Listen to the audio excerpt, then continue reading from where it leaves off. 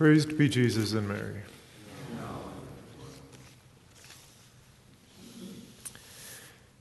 In today's readings, we see a parallel between the birth of Sampson, which began the deliverance of Israel from the Philistines, and the birth of St. John the Baptist, which began the deliverance of the people of Israel and ultimately the whole people of God. We see that both are consecrated to God from the womb. Neither is to drink wine or strong drink. Both are exceptional children because both of their mothers were barren and suddenly they were able to conceive when the angel of the Lord told them that this would happen. So the similarities are obvious, but what are the implications of all this? First of all, we see in the first reading that the wife of Manoah believed God. Now, there are other parts of this reading that are not included. Manoah, her husband, was a little hesitant and needed a sign or two, from the angel. We see Zechariah not believing, and he's made mute.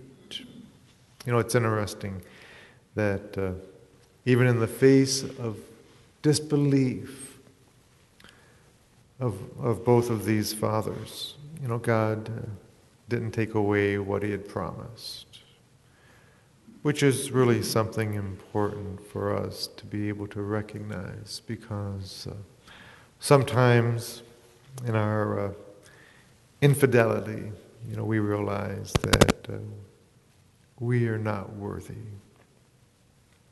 And not that we ever were to begin with, but God has made us worthy through baptism. And perhaps we think ourselves unworthy, to do God's work because we've been unfaithful, because we did not believe. But God's call and election, St. Paul tells us, are irrevocable. His call is still there. So, if God has asked us to do something, even if we've struggled with it, even if we didn't believe, even if we dragged our feet, whatever it might be, we need to get back to prayer, and we need to be willing to do it. We also recognize, of course, the dignity of these children in the womb, something that our society does not recognize. Both of these children are consecrated to God from the womb. We're told regarding St. John the Baptist that he will be filled with the Holy Spirit from the womb. We know that he was, because his original sin was removed from his soul at the time of the visitation, when he leapt for joy in his mother's womb. So here we have children who in the 21st century would be easily aborted. And yet we recognize that these two children are necessary for God's plan to redeem the world. Therefore, it's only logical that we need to realize the dignity of every child in the womb. How many great ones have we lost? I mean, every child is a great one, but so many have never had a chance to prove that greatness. And in every situation in our lives, we need to realize that God's will is at work.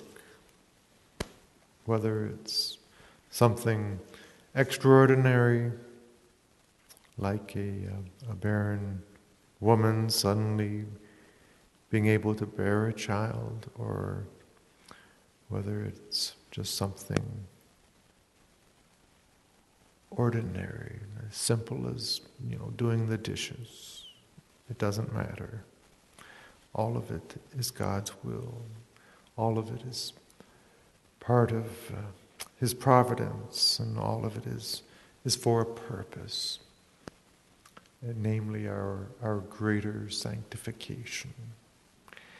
So just as the parents in today's readings had to cooperate, so the same is true with us.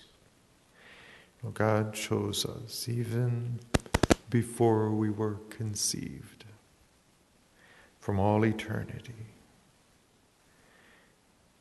He knew that we were to be created, and He knew that purpose for which He was going to create us.